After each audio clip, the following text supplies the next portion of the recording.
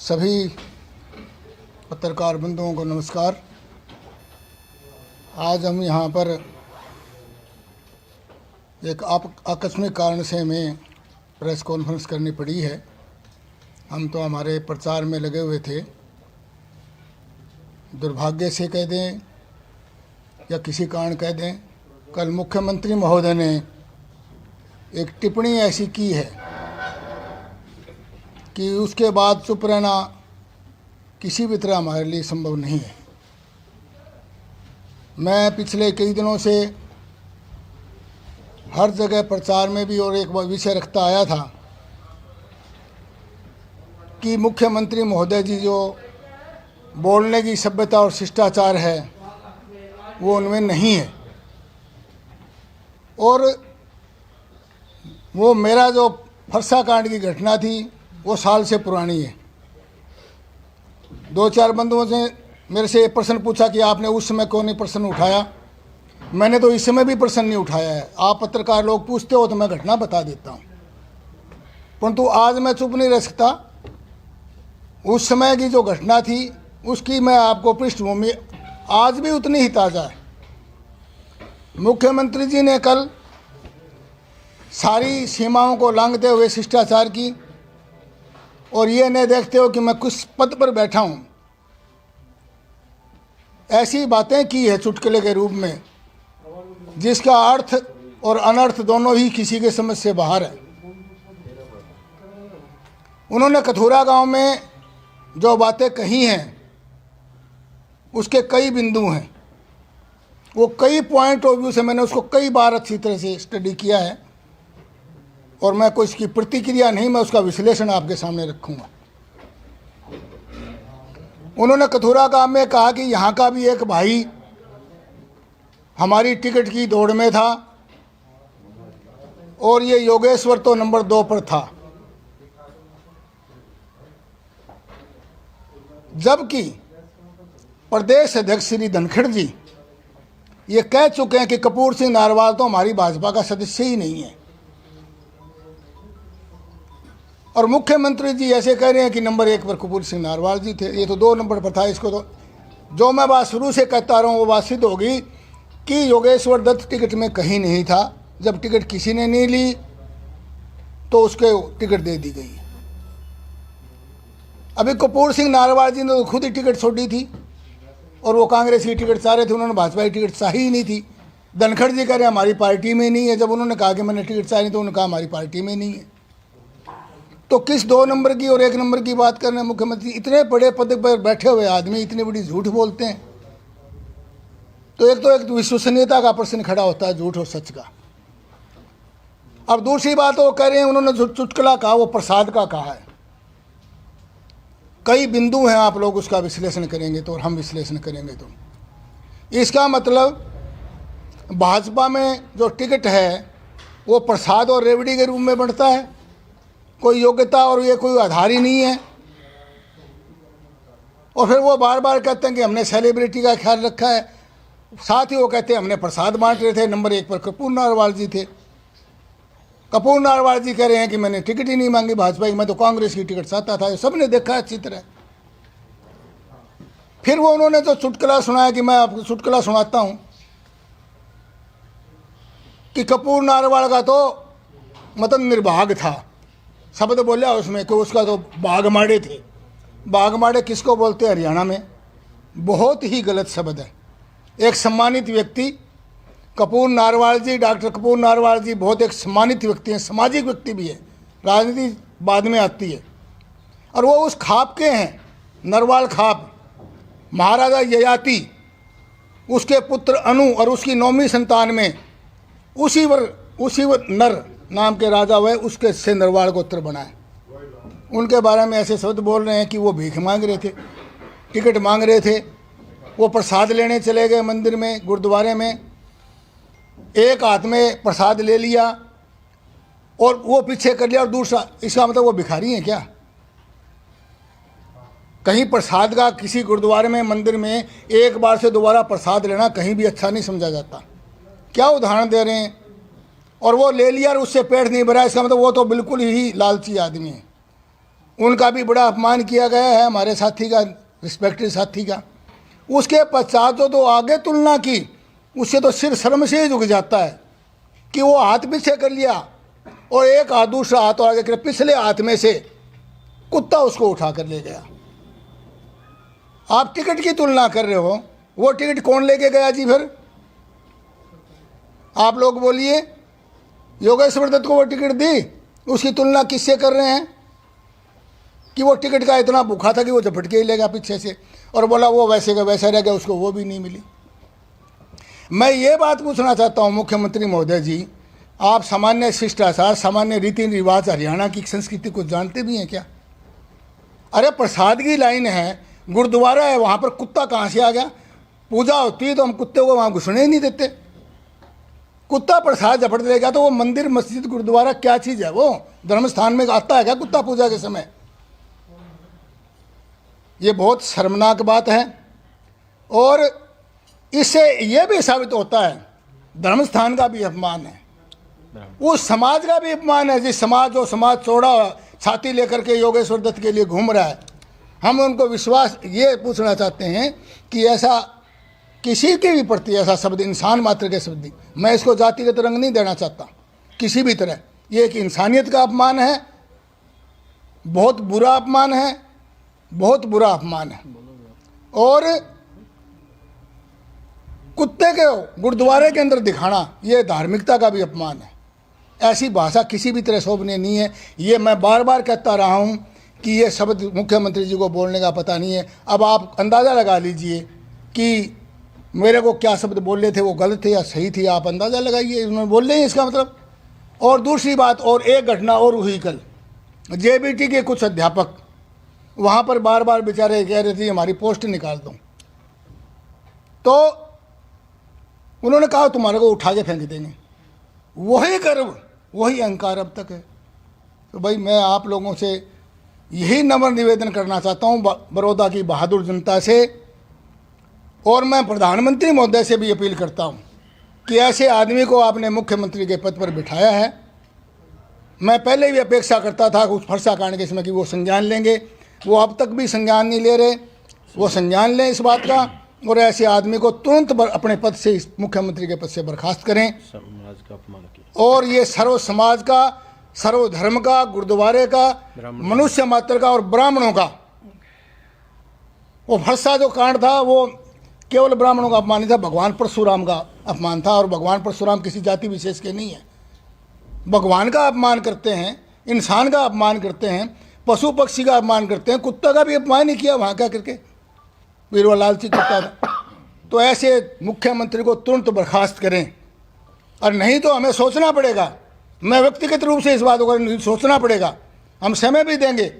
यदि उसको बर्खास्त नहीं करते तो होता है आमरण अनशन पर भी मेरे को बैठना पड़े। इस बात को बिल्कुल सहन नहीं किया जाएगा। ये कोई तमीज़ की हर सीमाएं पार हो चुकी इससे।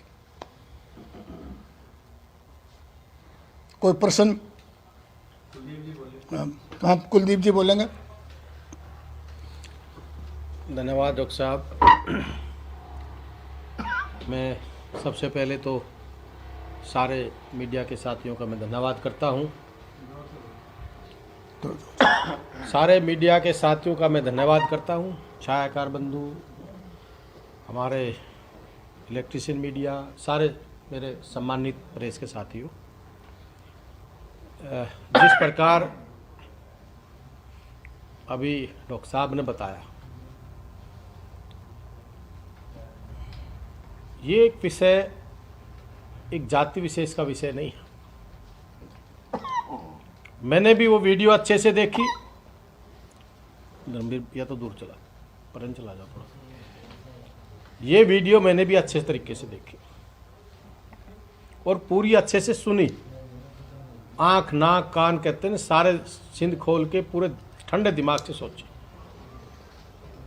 जिस प्रकार से आदरणीय मनोहर लाल खट्टर जी इस प्रदेश के मुख्यमंत्री हैं, और जो इस प्रदेश की कुर्सी पर बैठता उस प्रदेश का मालिक होता है। पहले, आज से 1 साल पहले, हमारे डॉक्टर साहब ने जब मुकुट भेंट किया तब ब्राह्मण समाज की गर्दन काटने की बात करी। ब्राह्मण समाज का मतलब ये उन्हीं के समाज से आते हैं कि तेरी गर्दन काट दूंगा। आज सबसे पहले तो उस वीडियो से और मुख्यमंत्री के बयान से ये साबित होता है कि इनमें कितना अहंकार है, कितना घमंड है सत्ता का। पहला अपमान कथुरा गांव के किया, जिस गांव में सभा कर रहे थे आदरणीय डॉक्टर कपूर सिंह नरवाल जी। उस पूरे गांव का डॉक्टर कपूर सिंह नरवाल को जितनी छोटी जो तुच्छ बातें कह के एक मुख्यमंत्री ने ईशोबानी देता, पूरे कथुरा गांव का, पूरे बड़ौदा का अपमान किया। दूसरा, जिस प्रकार से वो जो मुख्यमंत्री जी भाषण देते हुए जो दोहा सुना रहे हैं, चुटकुला सुना रहे हैं, देखिए आप मीडिया के सितम है, हमारे एक एक पल की नज़र आपकी पल एक एक पल की नज़र लोगों पर रहती है। पर जिस प्रकार से उन्होंने वो उदाहरण दिया, पहली बात एक ब्राह्मण समाज का अपमान नहीं, एक अंतर्राष्ट्रीय पहलवान रहा जो ये कहते हैं हम सम्मान देते हैं, हमने सम्मान के रूप में टिकट दिए। क्या यही सम्मान है? कहते हैं कि एक गुरुद्वारा में प्रसाद बट रहा था, प्रसाद लेने के लिए एक आदमी चला गया, उसने प्रसाद ले लिया, एक हाथ उसने प्रसाद लेके पीछे कर लिया, दूसरे हाथ कर लिया, उसने पहचान लिया भाई ये तो वही। तो दूसरा कहने लगा कि भाई तू तो आप तो वही, आपने प्रसाद ले लिया। इतनी देर में कुत्ता आता है और कुत्ता उस प्रसाद को खा के चला जाता है। पहली बात मैं ये पूछना चाहता हूं कि कुत्ता कौन था, वो समाज को बताएं, समाज से माफी मांगे मुख्यमंत्री।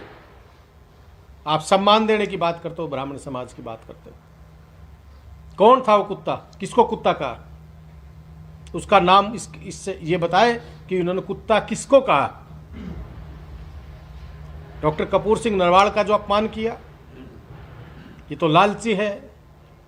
ठीक है, मैंने भी टिकट मैं भी मांगता हूँ, ये भी मांगते हैं, हर इंसान का एक हक, टिकट मांगने का भी हक है। और जहां मन नहीं मानता वहां नहीं रह सकते। डॉक्टर कपूर सिंह नरवाल ने बीजेपी को पहले ही मना कर दिया कि मैं इस टिकट से इलेक्शन ही नहीं लड़ सकता। ठीक है, कांग्रेस पार्टी से उसको टिकट नहीं मिला, मैं धन्यवाद करता हूं कपूर नरवाल जी का। उन्होंने समाज में ये जो कुशासन चल रहा है, जो धर्म और अधर्म की एक लड़ाई चल रही, उन्होंने एक समाज के आगे, समाज के को बड़ौदा की जनता के शान में उन्होंने कांग्रेस पार्टी का खुल के समर्थन किया और एक बड़ापन दिखाया, बड़ा दिल दिखाया। उसके बाद योगेश्वर दत्त जो बीजेपी के कैंडिडेट, पहली बात मैं एक आपसे साफ कहना चाह रहा हूं, ये इसको जिताना के लिए टिकट थोड़ी दिया था।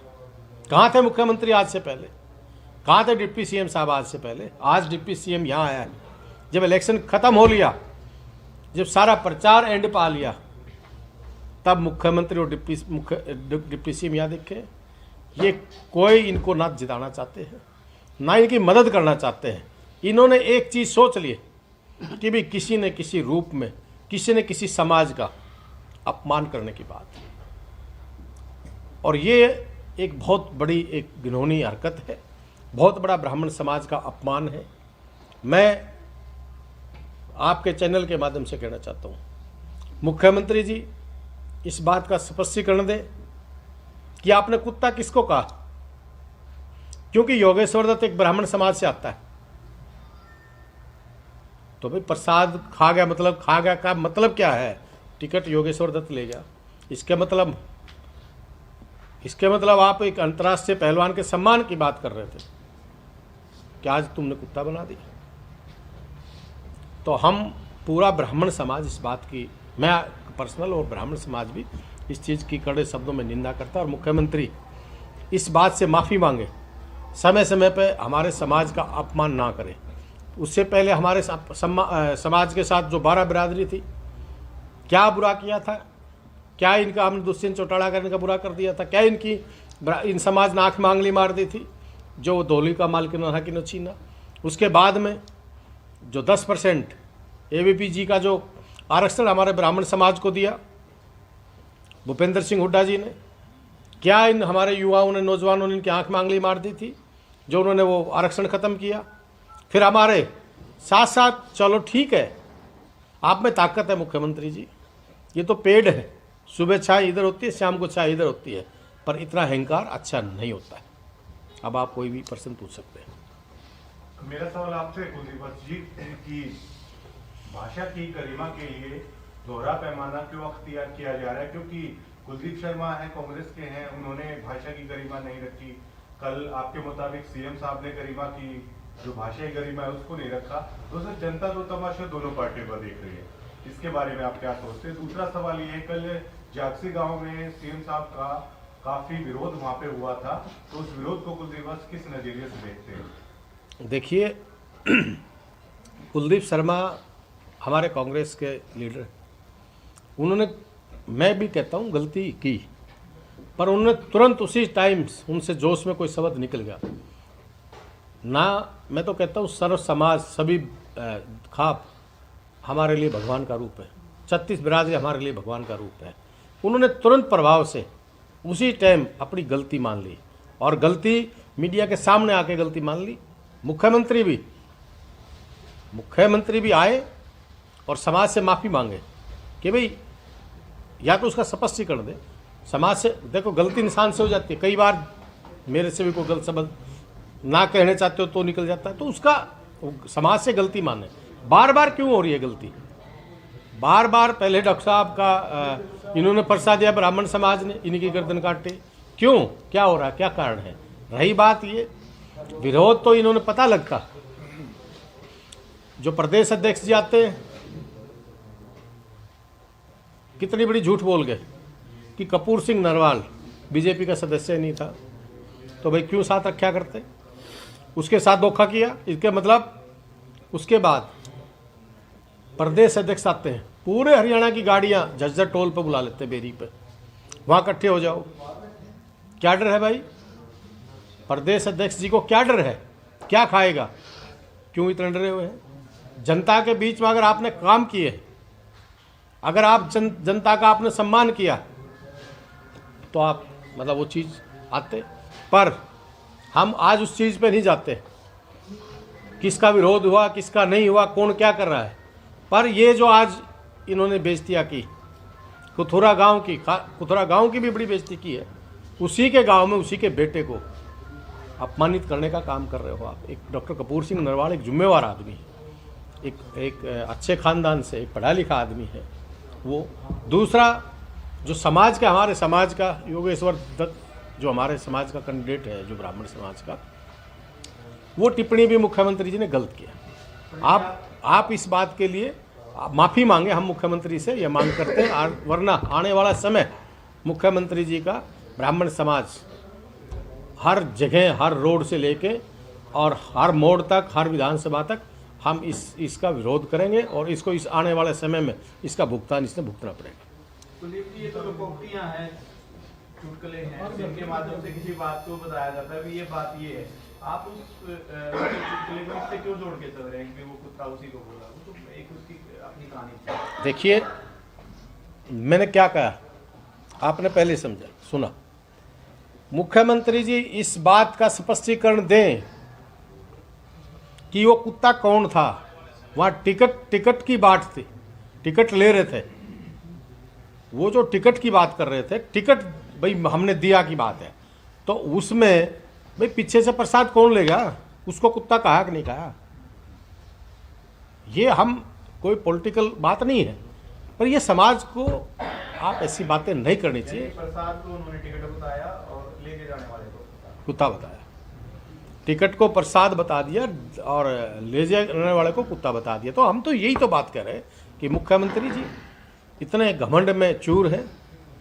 आज इतने हितैषी थे तो ये इस पहलवान जी के कहाँ थे अब तक? मैं वही तो कहना चाह रहा हूँ, ये इनकी राजनीतिक लूट झूठ खसूट और फूट की राजनीति करते हैं। और जनता, बड़ौदा की जनता नहीं, हरियाणा की जनता इनसे एक एक बात का बदला देगी।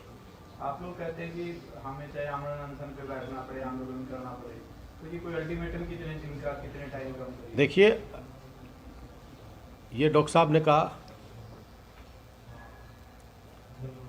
पर मैंने, चाहे वो धौली वाला मुद्दा था, चाहे वो आरक्षण वाला एपीजी वाला मुद्दा था, जहाँ तक जिस समाज से मैं आता हूँ उस समाज के कोटे की मैं खाता हूँ, चाहे टिकट लेता हूँ, चाहे कोई बात करते हूँ, उस समाज का, ये पॉलिटिकल बात से हटा दो, उस समाज का अपमान मैं बर्दाश्त नहीं करूँगा।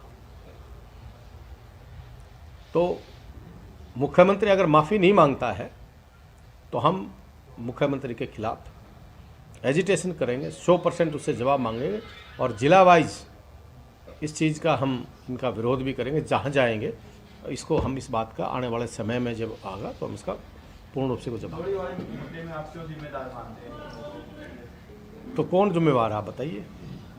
कुलदीप वत्स है मुख्यमंत्री, या डिप्टी सीएम कुलदीप वत्स है, या डॉक्टर हर्षवर्धन मोहन बाजे, या कौशिक साहब हैं? कौन है? जिसकी कलम से कैंसिल हुआ वो रामविलास शर्मा थे, उस चेयरमैन।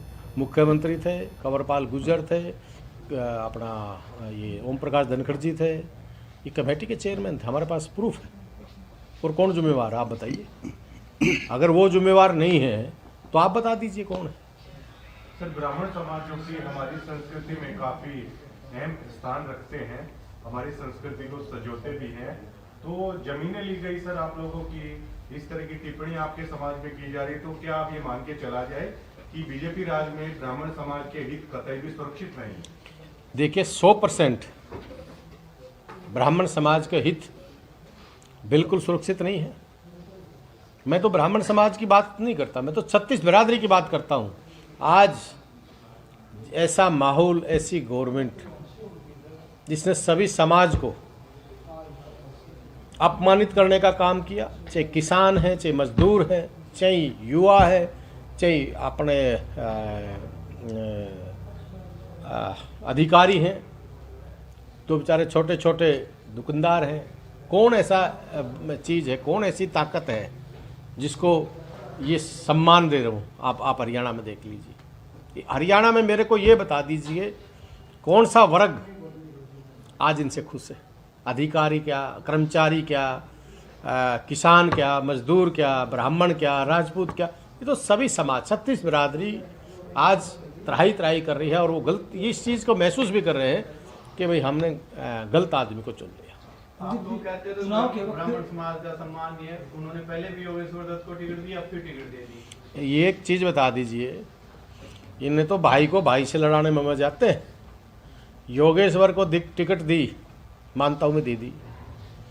योगेश्वर को अगर इतना ही मोहब्बत और प्यार करते थे तो जिस प्रकार से बिहार से, पंजाब से, कहीं कहीं से ला के आप चेयरमैन बना रहे हो, आप हरियाणा की जनता से, वो तो वो काम हो गया, बोला खीर खावा बांध रही और लट खावा रीछ। ये हमारे को कहते थे, बोला ये कहते थे चून खावे हरियाणा का, चौथ करे पंजाब और बिहार में जाके। क्यों भाई, हरियाणा में काबिलियत नहीं है क्या? हरियाणा के नौजवानों में काबिलियत नहीं है क्या? हरियाणा के IAS IPSओं में काबिलियत नहीं है क्या? क्यों इतना बड़ा अपमान करते हैं? कौन है ये जो बिहार से आया है? मैं पूछना चाहता हूँ मीडिया साथियों, कौन है ये? कौन है ये जो पंजाब से इन्होंने रिटायरमेंट लेने के बाद इनको अपना स्पेशल PS2 सेक्रेटरी लगा दिया? कौन है? क्या बात करते हो? ये क्या, या यही है हरियाणा की इज्जत? इन्होंने कोई नहीं मिला यहाँ पर हरियाणा के अंदर। आज इतनी बड़ी बात करते हो। हमारा हरियाणा, जहाँ दूध दही का खाना, जिस प्रदेश को पूरे देश में इस बात से जाना जाता है, आज किसान को पीटा जा रहा है। आज युवाओं को पीटा जा रहा है, आज बिजनेसमैन को पीटा जा रहा है, आज और तो और छोड़ो, जो हमारे आईएएस और आईपीएस है उनको मारा जा रहा है। आप ये कानून व्यवस्था की बात करते हैं, मैं कहना नहीं चाह रहा था ये बात। इनके मंत्री जाते हैं, गृह मंत्री जो हमारे अनिल विज साहब है, एडीजीपी चावला साहब थे, ईमानदार ऑफिसर कह रहे थे अपना आप में।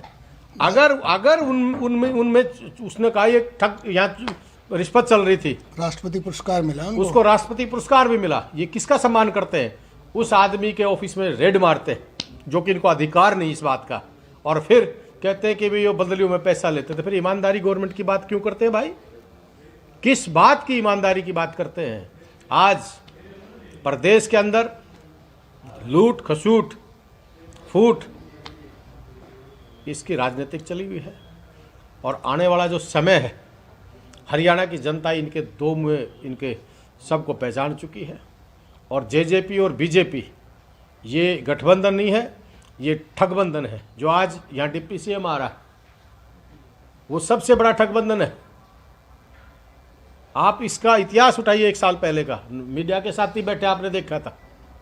क्या कहता था भाई माननीय मुख्यमंत्री श्री मनोहर लाल खट्टर जी के बारे में? दुष्यंत चौटाला क्या कहता था? यमुना पार भाई ब्याह खट्टर का, फोटू मोदी का, और बोला भाई सारे तगड़े हो जाओ, बोले इनका यमुना पार भेजेंगे। क्या किया? हरियाणा की जनता को बेचने का काम किया, उनकी गोदी में बैठ गया। एक भाई क्या कहता था, जो कल खट्टर साहब के पैरों में हाथ लगा रहा था, वो भाई क्या कह रहा था? दिग्विजय सिंह क्या कह रहा था कि जो मुख्यमंत्री जिस खट्टर ने, मुख्यमंत्री नहीं, जिस खट्टर ने थारे नौजवानों पे गोलियों से भुनवाया, वो कौम का हितैषी नहीं हो सकता। जो खट्टर को वोट देगा वो कौम का गद्दार होगा। मैं पूछना चाहता हूं दिग्विजय सिंह जी से, जिस प्रकार से कल हुड्डा साहब के बारे में बात करता, बाप बेटे के बारे में उनका स्टैंड है, स्वतंत्रता सेनानी परिवार से हैं वो, भूपेंद्र सिंह हुड्डा और दीपेंद्र सिंह हुड्डा जी, वो उस परिवार से आते हैं। तुम्हारे तरिया नहीं, पैसे के लिए सब कुछ कर सकते हो। और आज वो हरियाणा की जनता के सामने आ भी रहा है। हरियाणा के प्रत्येक व्यक्ति जानता है कि बीजेपी के खिलाफ लोगों ने वोट दी थी। जिस प्रकार से ये बात करते थे, विकास की बात करते थे, भाई कह रहा है, एक भाई कह रहा है बोला किसान पे लाठीचार्ज ही नहीं हुआ। एक हमारे अध्यक्ष जी कहते हैं भाई बहुत बुरा हुआ। एक दिग्विजय सिंह कहता है ये एक लाठी चौधरी देवलाल के परिवार पीठ पे पड़ी है। एक कहता है ये तो लाठीचार्ज हुआ ही नहीं। क्या है ये? इन्होंने सर्व समाज का अपमान करने के अलावा इनका कोई काम नहीं है। ये इनकी ना नीति ठीक है, ना इनकी नीयत ठीक है। मुख्यमंत्री क्या ये इस तरह की बयानबाजी क्या मुख्यमंत्री की हार के बौखलाहट है क्या? देखिए, हार की बौखलाहट तो ये आपने पहले ही देख ली। जब ये मुख्यमंत्री और डिप्टी सीएम और सीएम आज प्रचार के लिए आए हैं, इससे पहले कहाँ थे ये? इनकी हार निश्चित है, और हार नहीं है। ये इलेक्शन एक तरफा जिसे कहते हैं, कांग्रेस पार्टी जीतने जा रही है, और कांग्रेस को 36 बिरादरी का आशीर्वाद, प्यार और समर्थन मिल रहा है। चौधरी भूपेंद्र सिंह हुड्डा जी और बहन कुमारी शैलजा जी और हमारे स्टार प्रचारक भी और हमारे बड़े हरियाणा के युवा लोग धड़कन भाई दीपेंद्र हुड्डा जी के नेतृत्व में हम एक तरफा इलेक्शन जीतेंगे। सुजीत जी, चुनाव के वक्त जात पात क्यों याद आते हैं? देखिए, मैं एक चीज जरूर कहता हूं, कमजोर व्यक्ति अपनी कमजोरी छिपाने के लिए जात पात का नारा देता, जात पात का सहारा लेता है। मैं खुले मन से आपके चैनल, आप सारे मीडिया के साथ ही बैठे हैं, सच्चाई है, आज से पहले भी इलेक्शन होते थे। क्या 6 साल में इस देश में ऐसी आग लग गई जहां जात की, बिरादरी की? अब तो एक चीज बताइए, मैंने कोई किसी खाप के खिलाफ बयान नहीं दिया आज तक, और मैं 36 बिरादरी का सभी सर्व खाप को मैं अपने माँ बाप की तरह, अपने परिवार का भगवान की तरह पूछता हूँ। मैं कभी छोटी बुद्धि का इंसान नहीं हूँ। उसको भी इनके प्रदेश अध्यक्ष ने बोला खाप से जुड़वा दिया, गोद से। क्यों भाई? ये तो गोद से, नाथ से, पता नहीं किस किस रूप में कैसे कैसे लड़वाएंगे। अभी मैंने ऐसा लगता है ये ऐसा वक्त ला सकते हैं, आप जात की बिरादरी की छोड़ो, गोद की नात की छोड़ो, ये एक घर में अगर दो भाई होंगे तो दोनों भाइयां ने भी किसी न किसी रूप में लड़ाएंगे। इनका एक ये इनका ध्येय है, ये इनका एक इनका इनका इनका एजेंडा है इस बात के लिए। योगेश्वर दत्त को अयोग्य उम्मीदवार मानते हैं कुलदीप पर? देखिए, मैं कभी भी छोटी बुद्धि का इंसान नहीं हूँ कि मैं किसी को इस देश में सभी योग्य हैं। मैं इस प्रदेश के मुख्यमंत्री की तरह इनके और जो जेजेपी के साथी बोलते हैं, मैं कभी भी छोटी बुद्धि का इंसान नहीं हूँ और मैं ना छोटी बात करता हूँ। योगेश्वर एक बहुत अच्छा पहलवान रहा है और उन्होंने मेडल लाया चौधरी भूपेंद्र सिंह हुड्डा जी की नीतियों से।